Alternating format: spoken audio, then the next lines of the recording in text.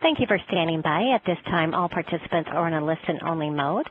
After the presentation, we will conduct a question-and-answer session.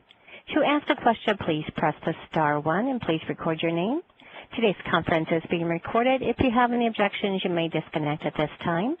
I would like to introduce your host for today's conference, Ms. Irene Stricky. You may begin. Great. Thank you, everyone. This is Irene Stricky with the CFPB Office of Financial Education. I think some of you have probably heard me on previous webinars. I'm very excited to have everyone here today for our webinar on the CFPB Consumer Complaint System. So I will say my usual few quick introductory notes. If only I get slides to advance. There we go. So first of all, our standard disclaimer that this does not constitute legal guidance and is points of view of the speakers rather than the Bureau. Just quickly, as I think I've said, many of you have probably heard before, the CFPB helps consumer finance markets work by making rules more effective, enforcing those rules, and empowering consumers. We do this through educating consumers, enforcing and supervising banks, credit unions, and other financial companies, and also studying, gathering, analyzing information to better understand consumers and markets. And within the Bureau, the Office of Financial Education, who's hosting this call, is within the Consumer Education and Engagement Division. That's the part of the Bureau that sort of is consumer-facing in terms of education and other resources. And our goal is to educate and empower consumers to make better informed decisions. And we do that by strengthening channels for delivering financial education. And by that, we really mean working with folks like you through FinEx and financial educators and people who are working directly with consumers. We want to help you all do your work as well as you can, and also by supporting consumers directly and researching and identifying trends and effective practices. And then, as always, I do my quick plug for FinEx, which is the Financial Education Exchange. I assume you're all signed up, but if you know others who would like to, they can email our inbox, CFPB_FinEx@CFPB.gov. We will continue to have webinars and additional activities being added as we progress. We launched only about a couple months ago. Just one quick advertisement for the future, which is that our next webinar, they're usually the third or fourth week of the month, but due to the doldrums of August, we're going to do it in the first week of September on the Your Money, Your Goals Toolkit, which is a resource that you can use now with clients. And then we have additional ones planned every month after that. We're still lining up the topics for those. You'll hear about those as they get planned. I always call attention to our resource inventory, which you can see on our website. The address is on the screen, consumerfinance.gov /adult/financial/education. And that's a place where you can find almost all the resources you'll hear about today. In a few cases, there are new things that haven't been uploaded yet, though they will soon. So we invite you all to use that. And then my last kind of standard invitation is to join the Financial Education Discussion Group on LinkedIn, which we moderate and which allows, we put our material up there, but we also encourage all of you to post things that you are working on or also post questions to the group. There's about 1,100 people on that group now, so it's a nice resource, I think. So we'll turn to the content now. I do want to just quickly note that I know sometimes people have had trouble with the logging into the live meeting software. I'm hoping everyone on the line today has either been able to do that, or if anyone's having trouble, I can send you a PDF of the PowerPoint deck. So just send an email if you need that. We're hoping that everybody can at least follow along on a deck, even if they're not able to get into the webinar. And so for those who are doing that, we are now on slide 10, Office of Consumer Response, and I'm very happy to introduce our speaker for the day, Darian Dorsey, who is the Chief of Staff for the Consumer Response Unit, and she will tell you about what Consumer Response does and how the complaint system can help you both directly in working with your clients and consumers, and also in learning about what's happening in the broader consumer financial marketplace. So Darian, welcome. Thank you, Irene. So, as Irene indicated, I am the Chief of Staff for the Office of Consumer Response. The easiest way to think about what we do is think about three things. We answer consumer questions, we handle complaints, and we analyze and share data. Much of what I talk about today will really emphasize the handling of complaints and the analysis and sharing of data. But just so you have a general sense, we really, for this try to use the latest technologies to kind of stay on top of answering questions, routing consumer complaints, and then we also really think of sharing data as a way to empower consumers, inform consumer advocates and companies, and improve the functioning of the marketplace overall. So talk a little bit about how we help, because this is important to understand, particularly given the volume of complaints that we handle, and want to make sure everyone has a common understanding of what's possible. On the one hand, we are able to offer a degree of individual assistance.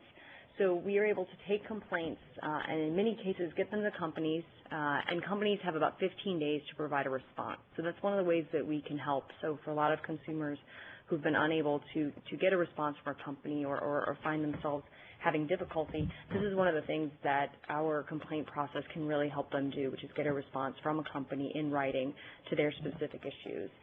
The other thing that we do to help is we have market-wide information. So these complaints kind of taken together, and currently we've handled over 650,000 consumer complaints. All of those complaints each have some insights, but when you look at them together, can provide a lot of insight into the problems that consumers are experiencing. So I'll talk a little bit about how we answer questions and handle complaints. So this is just a quick screenshot of our main landing page for the consumerfinance.gov. So that's always the thing I say. If there's one thing you take away from this webinar, know that our web address is consumerfinance.gov, because from there you can find all kinds of resources and tools. Ask CFPB is something that the Bureau has, which has, I believe, over 1,100 answers to consumer questions. That same information that's available at Ask CFPB on our website is also available through our toll-free phone number, which is found at the top of the website. So all of those same questions can be answered over the phone. In addition, we can accept complaints over the phone. And through our phone line, we can connect consumers to services in over 180 languages. And that phone number is available Monday through Friday from 8 a.m. to 8 p.m. Eastern Time. But you can also see here that there's a submit a complaint option right at the top of our website. So we make that really prominently available so that you don't have to do a bunch of searching. If you have a complaint, we want to know about it. So talk a little bit about what a complaint is, and so what the definition is. And you'll see this is a nice legal definition that, consumer complaints are submissions that express dissatisfaction with or communicate suspicion of wrongful conduct by an identifiable entity related to a consumer's personal experience with a financial product or service, which is a really long way of saying it is a consumer that is dissatisfied with a company that provided a financial product or service. It's really as simple as that. And so that's the definition that kind of governs. It's just good to kind of all be on the same page in terms of what that is. There are other ways for whistleblowers and others to get to us, but for complaints, this is the definition that we use. So talk a little bit about the complaint process. And this is slide 16 for those of you following at home. Okay. So the complaint process is fairly straightforward. The first step is submitting a complaint. So if you go to the next slide, you'll see all the ways that we take complaints. Oh, sorry. Requires me to pay attention. So from the submit a complaint, and I kind of touched on this just a minute ago, but we really accept complaints through a number of channels. Web complaints are one of the most common ways for consumers to submit complaints to us. For consumers that feel comfortable submitting complaints over the web, it's a really good way to get a very quick response to your complaint. We route complaints because we have some automation built in the background. We are able to route complaints 24 hours a day, 7 days a week. So if you come onto our website and submit a complaint, it's entirely possible that we'll send that complaint to the company within minutes. In addition, the web is where you are able to opt in, if you so choose, to have your complaint narrative, so the words in the complaint published in the consumer complaint database. That's only available over the web, and it's only available to consumers submitting complaints directly to us, so not through a third party, because we want to ensure that we have the consent of the individual that the experience is about. So, but through the web, you can opt in and have that information published in the consumer complaint database, which I'll come back to in a minute. But we also accept complaints through a number of other channels. We accept complaints by phone, referral, fax, mail, and the occasional email that gets through. But generally, web and phone and referral are the main ways that we receive complaints. I'll talk a little bit about, go back up one slide. Sorry. So I just want to give you a sense of the products that we accept complaints about. You can see some of the most common mortgage complaints. We kind of group them into loans and products and services. But credit cards, prepaid cards, mortgages, bank accounts and services, student loans, credit reporting, debt collection, money transfer, vehicle loans and leases, payday loans, really the full range, as well as bank accounts and services complaints. So just a full range of products and services that we accept complaints about. And when you get to our consumerfinance.gov/complaint, you'll be able to kind of pick the one that best describes the issue. Once you're there, on the next slide, you will see this is a debt collection example. You can see it's as simple as this. Lets you know kind of the issues that we take complaints about in the debt collection space in this example. And the Get Started button will enable you to start actually submitting a complaint. Once you do that, on the very first kind of step, next slide, you'll be able to check a box. And this is what I was talking about just a minute ago, and this is new as of mid-March. But if you're submitting a complaint directly for yourself, you can actually check the box that says you want CFPB to publish the description of what you write in the What Happened field so that others can learn from your experience. And what we do after we have that is we take some steps to remove the personal information from that before we actually publish it. And I'll show you a little bit about what that looks like in a few minutes. Now, shifting gears for just a moment, if you are going to submit a complaint on behalf of someone else, so you can check that box because of the sort of opt-in consent, complaints submitted on behalf of someone else, those narratives are not actually subject to publication for the policy. But there are other good reasons why you may want to do that. But I want to make sure if you do opt to submit a complaint on behalf of someone else, you understand how to do it correctly so that you get the proper updates and that type of thing. So the first tip I have is when you get to the part of the form that says your contact information goes in the My Information section, it is indeed your information goes in the My Information. So you really fill it out in the first person. You don't have to kind of guess. Just put your information in the My Information section. And you mean you, the financial educator? Yeah, you, the financial educator. If you decide to do this, enter your information right there. And if you were the consumer filling it out yourself, you would do it there too. So don't try to guess. don't try to outthink it. Just fill it out as though you are yourself. And then you'll be able to do, the other tip I have is to be sure you enter your email address. So just same thing. When it says my contact information, make sure it's your contact information because that's the email address that you will use to log in and be able to view the complaint, view the company's response, and so on. So it's really important to have that email address. The next tip is if you are submitting on behalf of someone else, this is where we'll know who that My Information section person was. So here you would just say, I'm filing on behalf of either myself or someone else. So if you check the someone else box, we know that the information above for My Information belongs to you. And then you can let us know what's your relationship to this person. So this is helpful for us to know kind of who's submitting complaints on behalf of others. So many advocates choose advocate, attorney, housing counselor. It really just depends on kind of how you view yourself and your relationship to the client or to the consumer. The other tip I would have is to then, after you've done that, when it says someone else, then you provide the information for the someone else. So you would put the consumer's contact information in that space. If you're submitting on behalf of a consumer, you put their information in there. It's very important, obviously, to have things like the mailing address because that's what the company will use to try to match this complaint in their records and understand. One of the things we note here at the top of this page is filing on behalf of someone else may require signed written permission. So the company, and you can imagine this is a good safeguard, may not be able to discuss a complaint with someone that is not anywhere on the account. So it's important before you submit a complaint on behalf of someone else, you actually need to be authorized to discuss that account or that mortgage or whatever the issue is on that person's behalf. If you don't have that level of authorization, if you're trying to assist someone who maybe just needs some data entry help or just isn't very comfortable with government processes or whatever the case may be, you may not want to submit on behalf of them, but instead help them do the initial submission and kind of be their fingertips as you type in the complaint, but not submit on behalf of them unless you're actually going to be on their account and really acting in their place throughout the process. Can I ask you one question, Darren, that I suspect may come up when we open for questions later? You mentioned advocate, attorney, and housing counselor. Are there any other choices that are closer to financial educator, financial advisor? Do you know offhand, or are those there? Because those may not encapsulate some of the other types of people who might be working with. If memory serves, there's about 7 or 8 options. I don't recall what all of them are, but it's helpful for us to know if you're family or friend or attorney. But there may even be another option in that space. But kind of really whatever best fits. It's more just for the benefit of us kind of having a general sense of, whether we're getting all the complaints from attorneys or getting all the complaints so from it's not family members. Rigid. No, definitely not. You're not actually a housing counselor, but are doing something like that, you may be able to use that. Choose just like grade school. Choose the option that best fits. Ready for the next slide? Yep. Okay. So I touched on a little bit of this about the importance of making sure the email address you enter in the My Information section, that's the email address you'll use to log into the consumer portal.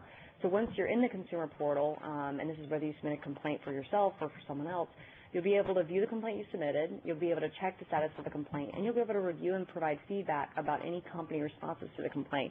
This would include any attachments. So it's important that that email address be a real email address that you can access and get updates on. Then the other thing I noted was the companies may require authorization to communicate with a consumer's representative before responding. So if you are submitting on behalf of someone else and truly in that role, then you'll want to make sure that you're authorized on that account or mortgage or whatever the case may be. And as I indicated, though, you can check the box to consent to publishing. When submitting a complaint on behalf of someone else, only consent directly given by the consumer lets the CFPB publish their experience in the consumer complaint database. So just wanted to make those 3 highlights. Can I ask one other question, again, possibly anticipating? So if the written permission is required, that's something the company would already need to have. There's no way to sort of upload that here. You can attach it at the same time. Okay. It's just it'll just depend on the company reviewing that. Okay. But it's always a good idea, to be proactive in that space, just to avoid some kind of cycle of oh, you're not authorized. Oh, maybe you are. It's good to kind of settle that before if you can. And one other question, I think, for a financial educator, are there reasons why it's better to submit on behalf versus have them do it themselves? I assume it's a function of whether you are in a position to play that follow-up role, if you're likely to see them again. Is there any other things people should think about in making that determination? Yeah, I think that's a good question. I think it really depends on the depth of the relationship you have with the consumer. If they are your client and you are their caseworker or something akin to a caseworker, then it may be appropriate to submit on behalf of. If you're really and truly acting in their place, you should almost think of this to some extent. It's almost like power of attorney level kind of ability to act on their behalf. You're going to have to review the company's response. You're going to have to dispute the company's response. You're going to have to provide any additional documentation. So you really want to be kind of decide, kind of make a decision on whether you are really acting in that way, or if you really just want to kind of assist someone of getting their complaint at the front end of the process. Right. So you should do it cautiously. Right. That's only if you're very clear that you're going to have an ongoing relationship or feel that level. Right. Okay. Thank you. Mm-hmm. So once we've done that and submitted a complaint, and it's honestly taking me longer to describe submitting a complaint than it'll probably take for you to submit a complaint, so that's a good thing. It's a fairly easy form, and we're continually looking at ways to make it better, but it's a pretty straightforward process. You can attach attachments, for example, when you're doing that, when you're submitting a complaint, and that can be a pretty quick process. But however we get the complaint, whether it's through the web or the phone or some other channel, we check for completeness and jurisdiction. We send it to the company. And if we can't send it to a company, then we can actually refer it to another regulator. So we have referral relationships. But that typically happens. We're typically able to send complaints to companies in under 1 day, including weekends. And so it's a fairly quick process after you submit a complaint. Next slide. So once we've done that, the company has 15 days to respond to the consumer and to the CFPB. They have to use a secure web portal to respond to us. and that means that their response is available through that consumer portal. So once they provide it in their secure portal, it's then available in the consumer portal as well. Companies are expected to respond within 15 days, but have up to 60 days to provide a final response. So some complaints, particularly in the mortgage space, may take longer than 15 days. But either way, they have to have let us and the consumer know that within 15 days that they are going to need up to 60 days. Next slide. So once the company responds, the consumer reviews the company's response, including the steps taken to respond to the complaint, the communication to and from the consumer, the follow-up actions or planned follow-up actions, and at that point can provide some feedback about that response. So we look at the next slide. The feedback kind of comes again through that consumer portal that I talked about, and is used to inform a whole host of kind of prioritization exercises that we do to try to understand which issues and companies and products we want to kind of focus our limited investigations resources on. So the last step, I'll talk a little bit about what happens after a consumer provides feedback. At that point, we analyze the consumer's feedback. We use it and a whole bunch of other information to try to identify market problems and consumer educational opportunities, whether through that individual or just more broadly. We also report and share data with internal and external stakeholders, so we work very closely with our colleagues in supervision and enforcement, as well as share information through government portals with federal and state regulators. We also push data into the Federal Trade Commission's Consumer Sentinel Network, and we also report rather frequently to Congress through an annual consumer response, a report to Congress from consumer response, as well as sizable contributions to the Bureau's semi-annual reports to Congress, along with some other reports that our other offices in, such as the Office of Service Member Affairs, the Office of Students, the Office of Older Americans, who also do reports on complaints. Now I'll talk about the last one of these things on the next slide, which is the Consumer Complaint Database, something that you should really think of as a tool for finding out more about what kind of issues consumers are having. What you'll see here is a screenshot of the landing page for the Consumer Complaint Database, which was just updated on June 25th to include narratives. And what you'll see here is you'll see three options, and I like to think of these as, easy, medium, and hard. So the thing on the left with the exclamation point, that's the easiest way. If you want to read narratives, you can click on read narratives there and be able to just quickly skim through and read narratives. The middle option, to view, sort, and filter data, gives you the ability to see something that looks like an Excel spreadsheet and do some filtering, many of the same functionality, but just gives you all the complaints. So the first option gives you the narratives that consumers have opted to share, and I believe last I checked this morning, it was about 12,000 complaint narratives are in the complaint database, and this is only since June 25th. So that's quite a few narratives have already been added to the complaint database. What percentage of the total complaints are doing narratives? So consumers are opting in, so it's only available over the web, but for consumers that are submitting complaints over the web, it's around 58% of consumers are opting to share their narrative through the web. But again, we do receive complaints through other channels, and those don't have the same kind of consent. In the middle section here, you'll see the view, sort, and filter data, and that's, again, the Excel view. And then on the right-hand side, you can see this is for people who want to export and use APIs and more sophisticated things. So depending on your level of data love, you can kind of move along from left to right to get more information. So I'll talk about on the next slide a little bit about how we put narratives in the complaint database. So protecting consumers' privacy is a priority. So we've published anonymized data about over 417,000 complaints on our website. So in addition to the ones that have narratives, which is very recent, there are a total of 417,000 complaints in the complaint database. Since June 25th, we've published about 12,000 narratives.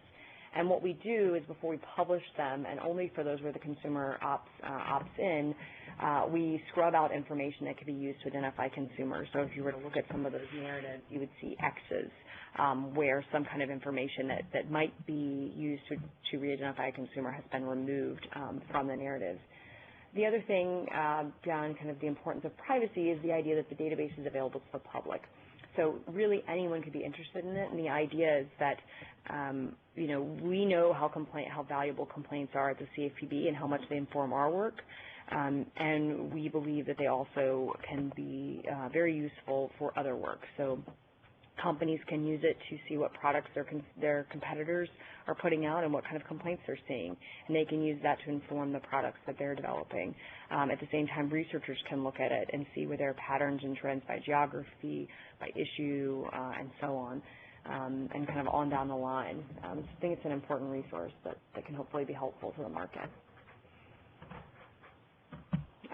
Again, consumers can opt in to put the narrative in the consumer complaint database. We remove sensitive information and personal identifiers. It's all scrubbed out.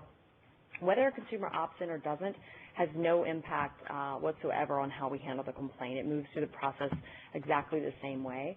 And consumers also have the ability to withdraw consent at any time. They can just give us a call, let us know, and the next time the database is updated, we can remove that narrative. So I'll show you just a quick screen grab to hopefully get you intrigued and excited to go check out the complaint database. This is what happens if you click that left side option, the read narratives. You'd see something that looks an awful lot like this. And what you can see here is some really basic information.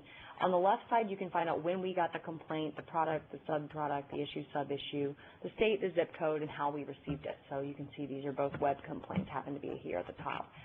In the middle section, you're actually going to see the consumer's complaint narrative, and this is in their own words, submitted through the web form, and here's where you can see a few of the X's that block out, in this case, for the first one, they're giving us the last 4 digits of their checking and savings account, so it's pretty darn important that we take those out, and our system does.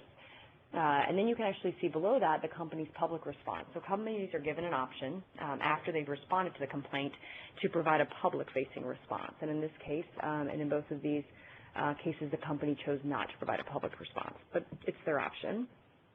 And in the far right-hand column, you can see the actual name of the company, the date we sent it to the company. So for these examples, you can see the first complaint, I believe we received on the 25th, and it looks like maybe we sent it to the company on the 29th. So in just a couple of days, we sent it to the company. And then you can see how the company responded to the consumer. You can find out whether the company's response was timely, whether the consumer disputed it, and for people who are kind of avid data users, you have a complaint ID number that's distinct from the one we use internally in our system for authentication reasons. But this enables you to kind of take data at one point in time, match it up to data later. So if you're interested to see how a complaint was, kind of changed over time, you can see that information by matching the complaint IDs over time. So I want to just let you know about the types of reports that are available based on complaint data. I kind of touched on this earlier, but just last Thursday, I believe, this last Thursday was July 16th, it all blurs together a bit, we issued our first ever monthly complaint report. In this report, you can find the top 10 most complained about companies in the country, as well as in this most recent one, there's a products focus, which for July was debt collection, and there is a geographic focus, which for July was Milwaukee. So every month, around the middle of the month, we'll be issuing these reports, updating the most complained about companies, updating and giving a deeper dive into different products and into different geographies, just give people a sense of what we're seeing kind of over time. You'll also see that we have some other snapshots are available on our website, so information before the monthly complaints started coming out that we would periodically release a snapshot, as well as additional reports. So, for example, a snapshot of debt collection complaints submitted by older consumers by our Office of Older Americans, our credit reporting complaint snapshot, a report on complaints from service members, veterans, and their families by our Office of Service Member Affairs, and so on, kind of down the line, and older Americans and mortgage debt, reverse mortgage complaints, annual report of the ombuds, and a mid-year snapshot of private student loan complaints. And all of this, I think, speaks to the fact that complaints are and the kind of a key part of a lot of work here at the Bureau. So submitting a complaint may or may not result in a particular outcome that a consumer desires.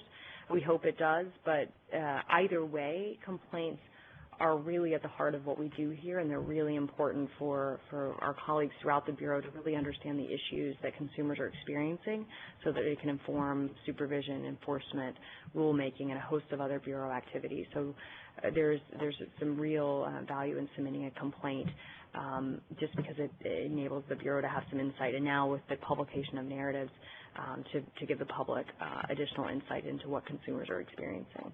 Right, and this is Irene. I'm going to add something here, which is that all of these reports are on our website. And then if you go to the resource inventory, the report that I referenced at the very beginning, which is also on our website, Resource Inventory for Financial Educators, we have summaries. We have both a list of these reports as well as short summaries. There are a few paragraphs, so you can read the highlights without having to read the entire report.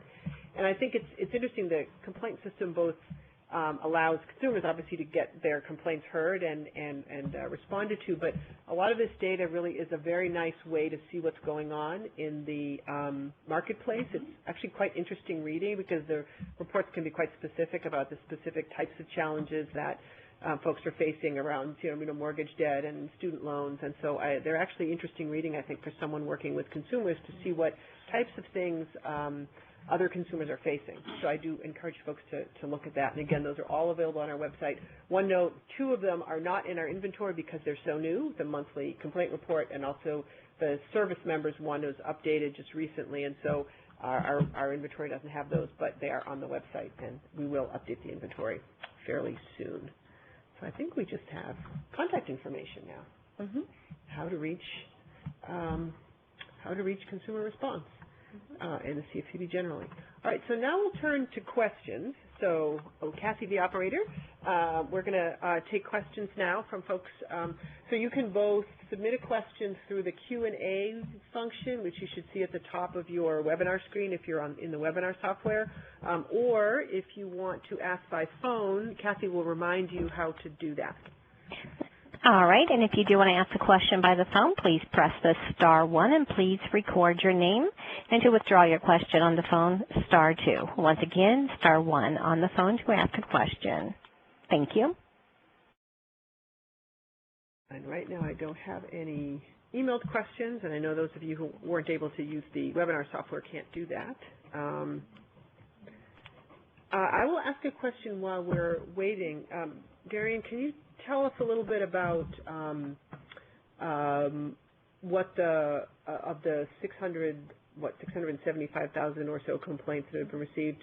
What has happened to those complaints in terms of the resolutions for consumers? I know there's some percentages around that. Sure. So one of the big things that our process can deliver is the ability to get a response. So of the 650,000 complaints, some complaints we refer to other agencies, right, because they're better able to handle them. They're not about a product or service that's in our coverage, or they're about a bank under $10 billion, for example. So there's some number of those that go off to other regulators. But there are, over 400,000 consumers have received responses from companies that in many cases address their concerns. There's a lot of different things that can come in a response, and one of the things we've always said to companies is that we don't place a particular value on one response over the other. It's rather more important that it actually is tailored to what the consumer needs. So in some cases it's resulted in monetary relief, so that could be anything such as returned late fees, or it could be something much larger than that. It just really depends on the consumer specific situation. But monetary relief is sometimes possible. But in many cases, it's not really what's appropriate or what the consumer's asking for. So a consumer that's looking for a modification on their mortgage isn't going to find a $100 gift card to be terribly, valuable relief. So there's also non-monetary relief. So the refinancing of a mortgage or a modification can have a lot of great value for consumers, and we've seen some consumers have outcomes like those. In addition, we also have a good number of complaints where companies have provided an explanation. So not surprising to anyone in the financial education community, there's a lot of confusion around how products and services work. And so a lot of consumers have gotten explanations where they hadn't really gotten clear explanations before. They're now getting them in writing, which has some value, as you might imagine, to be able to actually read in plain language, we hope, the company's explanation, which maybe is some financial education information that should have been provided initially, but nonetheless is provided now. And so we've really seen kind of it really spans the whole gamut of different types of resolution and relief. What I will say is that of company responses, only about 20% of company responses have been disputed. So that means that, you know, the vast majority of consumers, well, they may not have gotten exactly what they like, they felt like the response that they got from the company more or less met their needs, at least so much as they didn't feel the need to dispute the company's response. Actually, I'll just, there was actually a very loosely related question that came in online, which says a consumer has a complaint regarding Capital One. Should they file with the OCC and the CFPB?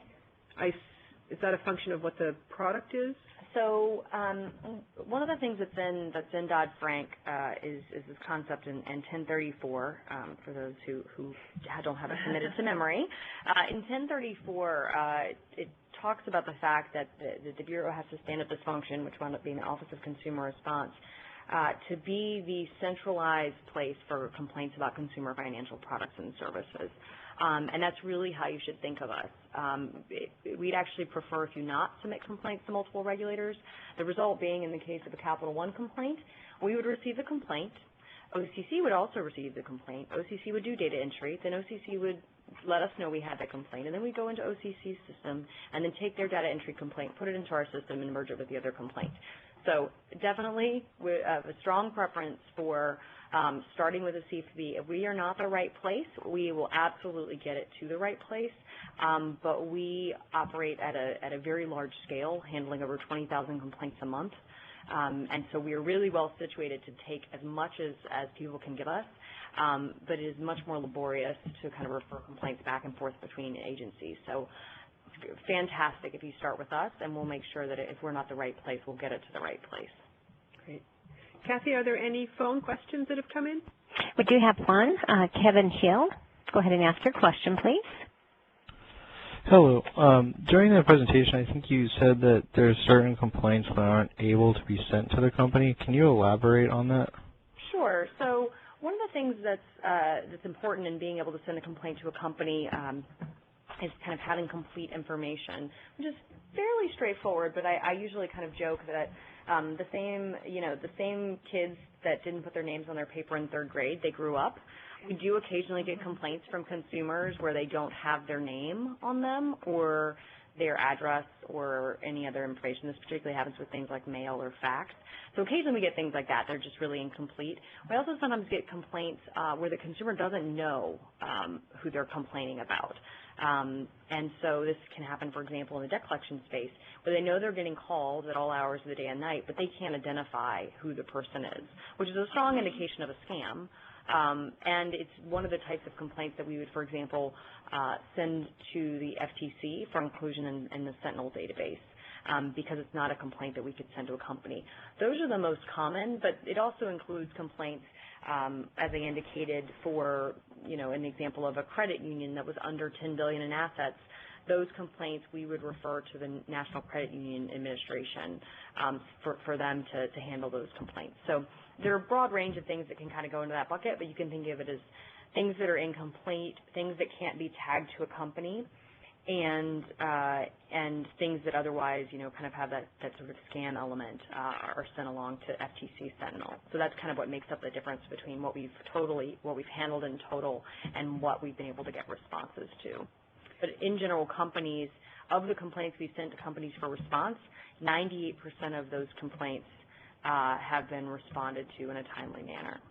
I assume there are cases when the company can't figure out if says this is not our customer, or right. we can't match this person.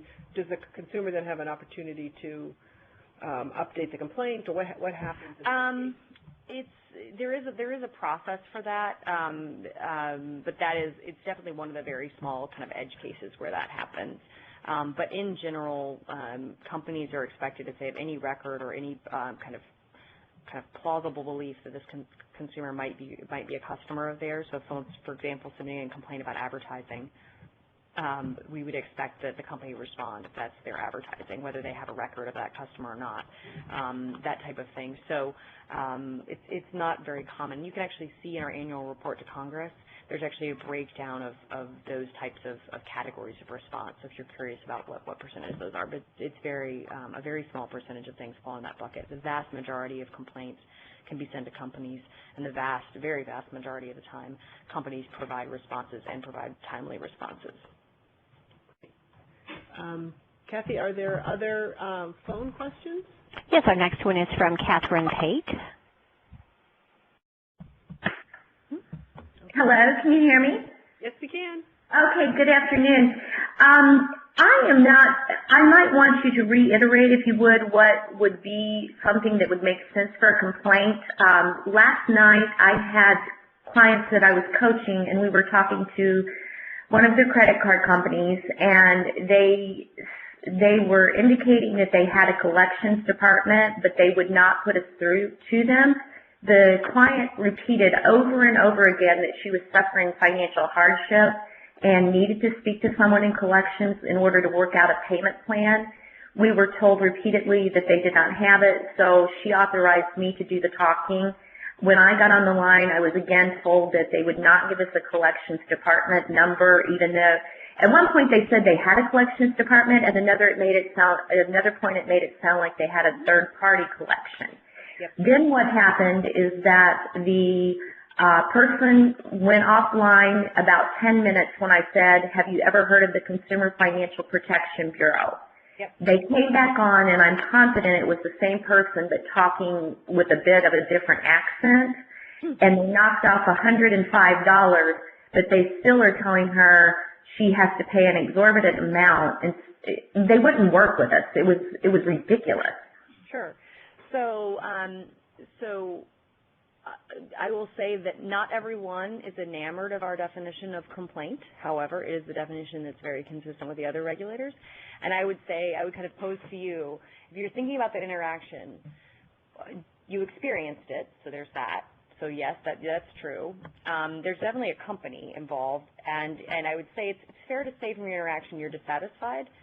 That's Yes. the definition of a complaint. Yeah, if it meets the sort of standard definition. Your client and it sounds like you both have an expression of dissatisfaction with an experience you had with that company, and that's a perfect example of something that could be a complaint. And again, sometimes complaining to us, much like sometimes mentioning our name, can get companies to maybe pause, take a look, and think about how they want to address that concern. So, if you feel like it's a continuing issue and you still need resolution, I think that sounds like the kind of thing you might want to submit a complaint about.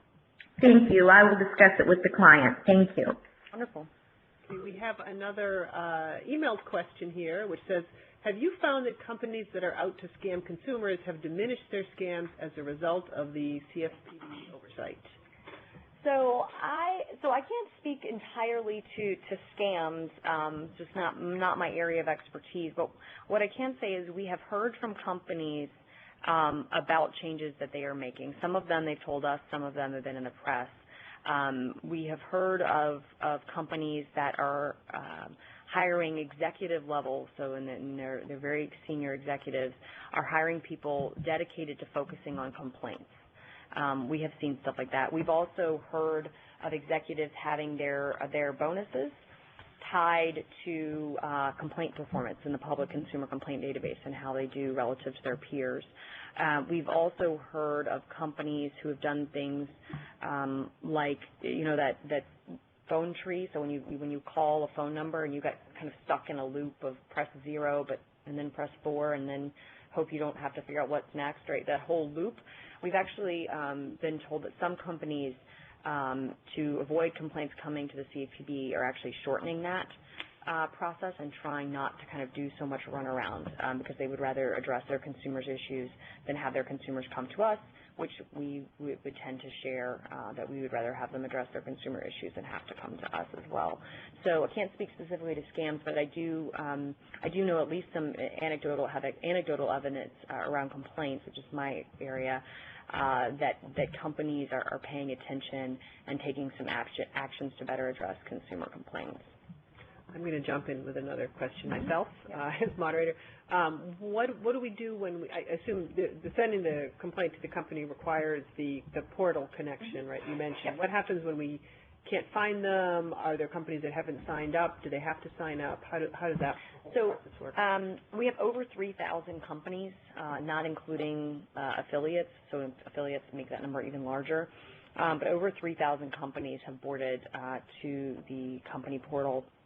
Again, by and large, we've been able to find companies if they are actual legitimate companies, and by and large, companies have been willing to kind of cooperate without kind of any additional process. It's a simple process for them to provide some basic information, and we set them up with a portal, provide them with a manual and some training so they know how to use it. But for the most part, we've really had a lot of success there. I will say one of the challenges that I know that the Federal Trade Commission has dealt with for many years is scams. So things that may seem like legitimate businesses, that's really not our area, and that's why we send those complaints to the Federal Trade Commission. We don't have coverage over scams in quite that same way, and so our model of complaint handling is about sending a complaint to a company. And if we can't, because it's not a real company or they're kind of a fly-by-night operation, then that's something that we put into the FTC Sentinel network for law enforcement, state, federal, and international law enforcement. Do you have a sense of the percentage of complaints about companies that turn out to be handed over? For that? It's fairly low in the debt collection space. It's higher, but it's very low in your bank spaces and in many of your non-bank spaces. But in your debt collection, that's where we see more complaints where we are not able to identify the company and consequently send it along for inclusion in Sentinel. Okay, great. Kathy, are there other phone questions? The next one's from Gabrielle Barthel. Hello, can you hear me? Yes. Okay, excellent. I have something I've went through recently, and I'm just curious if you're getting a lot of complaints about this subject. Mm-hmm. When you purchase an item with a major credit card, it gets charged right away. However, when you return something or something in addition ends up on your credit card, it takes days, if not over a week, for it to come off your credit card, yet they're holding up your line of credit. Have you guys gotten a lot of complaints about that? You know, I'm not entirely up to speed on the exact numbers we're seeing in credit cards, but what I would say is one of the really cool features about the consumer complaint database is the ability to search. So you can actually go there and do word searches. It's just right up, once you click on any of those options, you can go up there and search through them and see if we're seeing more of that. It may be an issue that we see some of. I know that the top issue for credit cards is billing disputes. I don't know. It really kind of depends on how a consumer views that, whether they decide that that's a billing dispute or some other kind of issue. But it might be something just to kind of test drive the consumer complaint database and see if others are complaining about it. But I know that I believe over a third of our credit card complaints are about billing disputes. Okay, thank you. Mm-hmm. Okay, and we have a question from Kevin Hill. Hi. Do you have statistics on the rate of companies allowing their responses to consumers to be published? Oh, I have not done a breakout of that. So let me, and this may be part of your question. So one of the things is when we send a complaint to the company for response, that response is not optional, right? So we send that complaint, and then they have to provide that response, which can be closed with monetary relief, closed with non-monetary relief, so on down the line. That is not really up to them. That is published. Where they do have an option is if they want to provide an additional optional public company response, And we have not seen, it kind of varies by product and varies by industry and varies by whether you're bank or non-bank. But some companies are using it. I don't have the latest and greatest numbers on it, but some companies are using that optional public response, but they don't have discretion about the response that, at least the category of response that they provided the consumer. That's not up to them. We publish that as part of publishing the complaint. Quick follow-up. Were you appropriate venue for CRA-related complaints? It depends. I'm assuming you mean Community Reinvestment Act? Yes. As I think if it's related to a financial product or service, if that's the kind of the issue is something you think is a CRA issue, but I don't think if it's just the CRA or just some very CRA specific thing, I don't think that's us. Yeah, I mean, generally, kind of a lot of CRA is around business and is around lending, not to individuals. So that we don't cover that that type of. But probably the service test, which is the piece that deals with how they're serving individuals, maybe. Right. But your point is that if you send it to us, we will get it to the right. Right, and I think yes, and I think it really is. Does it fit into one of those product buckets? So you think there's a CRA issue? Is it specific? It's really about that definition of a complaint. It's about a consumer's experience with a company. So if the issue is a single consumer, which is a little hard to imagine for Community Reinvestment Act, but I am very rusty on my Community Reinvestment Act. But probably not a single consumer has an issue with a company that's a CRA issue. It's probably more, it sounds like maybe more of a systemic observation, and I don't think that we are necessarily the right place for broad CRA complaints. Thank you. Mm-hmm. Kathy, do we have any other questions? No, there are no other questions at this time. Okay, great. Well, we're down to just a couple minutes anyway. So I think, oh, wait, looks like we have one more coming in. No, apparently not. Okay, well, great. Well, this has been, I found it really interesting. Lots of interesting stuff here. And again, so thank you, everyone, for joining us today. This webinar was also recorded, so you can be able to see it on our website in a week or two. We'll send out an email to FinEx participants to let them know when that is available. And obviously, we urge everyone to use our resources, look at our resources, check out some of the reports we talked about today, and absolutely use the submit a complaint function. I think it'll be a great resource for a lot of you and your clients. So thank you very much. Let us know if you have any questions. And I think this is the end of the webinar. Thanks, everyone. Thank you. This completes today's conference. You may disconnect at this time.